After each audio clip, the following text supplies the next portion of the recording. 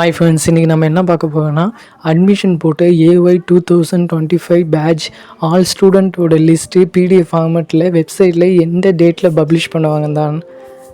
அதேமாதிரி நம்ம சேனல் வந்து நிறைய பேர் பார்க்குறீங்க, வியூஸுங்க 1K வியூஸுங்க வந்திருக்கு நம்ம சேனலுக்கு. பட் யாருமே ஆனால் சப்ஸ்கிரைபே பண்ண மாட்டேறீங்க. நீங்கள் சப்ஸ்கிரைப் பண்ணால் தான் எனக்கு ஒரு மோட்டிவேஷனாக இருக்கும் நெக்ஸ்ட் வீடியோ போடுறதுக்கு. நீங்கள் பண்ணுற கமெண்டை நோட் பண்ணி வச்சு யூனிவர்சிட்டியில் எனக்கு தெரிஞ்சவங்கள்ட்ட கேட்டு தான் ஆன்சர் உங்களுக்கு கொடுக்குறேன். பட் நீங்கள் சப்ஸ்கிரைபே பண்ணி என்னை சப்போர்ட் பண்ண மாட்டேறீங்க. கொஞ்சம் சப்ஸ்கிரைப் மட்டும் பண்ணுங்கள்.